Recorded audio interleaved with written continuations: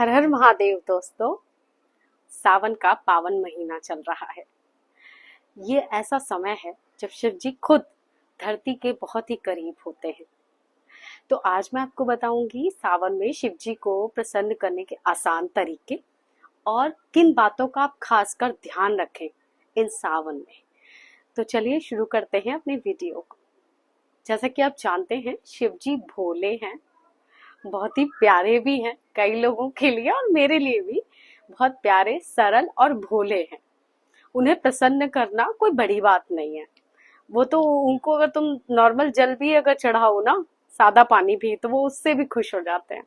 लेकिन कई लोग, ये जो महिलाएं हैं, घर पे जो पुरुष हैं वो तो कर लेते हैं, लेकिन जो ऑफिस जाने वाले लोग हैं उनमें से कई लोगों का ये है कि हम शिव जी को कैसे प्रसन्न करें। समय नहीं मिलता, ऑफिस चले जाते हैं, फिर आने के बाद हमें लगता है बहुत शाम हो गई है। ये तो उनके बहुत सारे सवाल थे, तो मैं उनके लिए ये वीडियो लेकर आई हूँ और आई होप कि इससे आप लोगों को कुछ सीखने का, और जो चीज आपको नहीं पता शायद उसे भी मैं आप लोगों को बता सकूं। पहली बात तो ये कि शिव जी सरल हैं, भोले हैं। उन्हें प्रसन्न करने के लिए कोई बहुत बड़ी विधि करने की जरूरत नहीं होती है। ठीक है, आप सिर्फ शिव जी को नॉर्मल जल भी चढ़ा सकते हैं। आप जैसे रोज घर से निकलते हैं, टिफिन वगैरह सब लेकर निकलते हैं, ठीक है, तो आपके पास एक बैग होता ही है। आप एक बैग कैरी करते हो, बैकपैक। तो आपको क्या करना है, उसमें एक लुटिया रख लेनी है तांबे की। अगर आप महिला हैं तो तांबे की रख सकती हैं, और पुरुष हैं तो तांबे और पीतल दोनों रख सकते हैं। ठीक है, उसे अपने बैग में रख लो। उसके बाद जब आप रोज जा रहे हो ऑफिस की तरफ, आपको रास्ते में आपका जो भी मंदिर पड़ता है भोले बाबा का, आप उन्हें जल भरिए, सिंपल जल भरिए और चढ़ा दीजिए बस, और आप अपने ऑफिस जा सकते हैं। कोई आपको बड़ी पूजा विधान के लिए मैं नहीं कह रही हूँ, इतना सरल तरीका। पूरा दिन आपका मन भी शांत रहेगा और भोले बाबा भी प्रसन्न होने लगेंगे। तो पूरे सावन आप ये कर सकते हैं। दूसरी बात ये कि आप कोशिश कीजिए कि हर सोमवार को जब मंदिर के बाहर से, अब तो कई चीजें ढूंढने जाने की जरूरत नहीं पड़ती है कि आपको मार्केट से फूल लाना है या मार्केट, अब मंदिर के बाहर ही कई बेचारी औरतें जो होती हैं जिनके पास रोजगार नहीं होता, तो उनका यही मौका होता है, यही अवसर होता है कमाने का। तो इससे आप एक पुण्य भी कर रहे हैं कि उनकी चीजों को खरीद के आप उन्हें एक रोजगार का अवसर भी दे रहे हैं, कुछ अर्न कर पा रही है वो।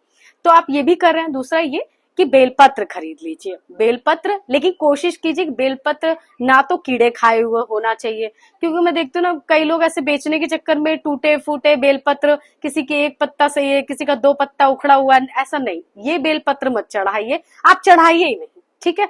लेकिन अगर चढ़ाना है तो आपको एक बेलपत्र ही मिल जाए चाहे, ठीक है। बेलपत्र लीजिए जो तीनों पत्ते उसके सुरक्षित होने चाहिए, बिल्कुल सही होना चाहिए। कहते हैं भोले बाबा को बेलपत्र बहुत ही ज्यादा प्रिय है, मतलब कुछ कीजिए या ना कीजिए, बेलपत्र चढ़ा दीजिए बस, बहुत ज्यादा प्रिय है उन्हें। तो आप हर सोमवार को ये कर सकते हैं और रेगुलर रेगुलर आप जल चढ़ा सकते हैं, जो कि मैंने आपको बताया। कोशिश कीजिए, विनम्र रहिए, गुस्सा मत कीजिए, क्योंकि सच में बहुत पावन महीना है ये। भोले बाबा के लिहाज से देखा जाए अगर, कि भोले बाबा का महीना है इसलिए पावन है, और ये वैज्ञानिक रूप से भी बहुत पावन महीना माना जाता है। पूछिए क्यों? अब देखिए, गर्मी है, गर्मी पड़ने से हम लोग भी काफी परेशान हो जाते हैं, फुंसी फोड़े, और पेड़ पौधे भी बेचारे मुरझा जाते हैं, है ना। कई जानवर हैं जो पानी की तलाश में घूमते रहते हैं, बड़ी दिक्कतें होती हैं। हमारी धरती माता तपती हैं, उन्हें भी कितनी तकलीफ होती होगी। लेकिन ये महीना इसलिए पावन माना जाता है क्योंकि इसमें जमकर बरसात होती है।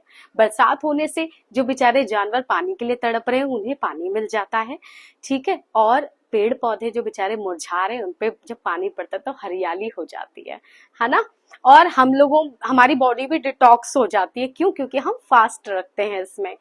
तो और दूसरी बात ये कि जब पेड़ पौधे हरे भरे हो जाते हैं तो नॉर्मल सी बात है कि हमारे अगल बगल का वातावरण भी बदलेगा और वायु भी शुद्ध हो जाती है। तो इस लिहाज से भी हम सावन को पावन महीना, और वैज्ञानिक तरीके से भी ये महीना बहुत ज्यादा जरूरी होता है हम लोगों के लिए, ठीक है। तो इन चीजों का आप ध्यान रखें। सावन में ज्यादा झूठ वूठ मत बोलिए, गाली गलौज लड़ाई झगड़ा नहीं। भोले बाबा का दिन है, भोले बाबा की तरह भोले रहिए। मैंने सुना है कि जो लोग गुस्सा करते हैं ना, सावन में खासकर वो लोग भोले बाबा के रौद्र रूप को जागृत करने का काम करते हैं। तो इसलिए ज्यादा गुस्सा गुस्सा मत कीजिए, उल्टा मत बोलिए किसी को। और सबसे बड़ी बात, प्याज लहसुन मत खाइए प्लीज। जो लोग नॉनवेज खाते हैं वो भी, और जो प्याज लहसुन खा रहे हैं वो भी। टमाटर से भी बहुत अच्छी सब्जी बनती है, आप एक बार बना के देखिए, ठीक है। तो इसलिए टमाटर का ज्यादा यूज कर लीजिए। नॉर्मल खाना, साधारण खाना, साधारण आचरण ये रखिए। अपने अगल बगल पॉजिटिविटी फैलाइए, ठीक है, और खुश रहिए। तो इस महीने को ऐसे एंजॉय कीजिए कि भोले बाबा बिल्कुल खुश हो जाएं आप लोगों को देख के। चाहे आप उनकी पूजा विधिवत कीजिए चाहे मत कीजिए, कोई भी भगवान ना आपकी पूजा के लिए परेशान नहीं है। भगवान आस्था देखते हैं। आस्था मतलब आप मंदिर से बाहर निकल रहे हैं तब हाथ जोड़ लिया, मंदिर के बगल से जा रहे हैं तो हाथ जोड़ लिया। आपने 2 मिनट के लिए आंखें बंद करी, 2 मिनट भी क्या, 10 सेकंड आंखें बंद की, भगवान की छवि अपनी आंखों में लेकर, अपने मन में लेकर आए, बस भगवान इसी में खुश है।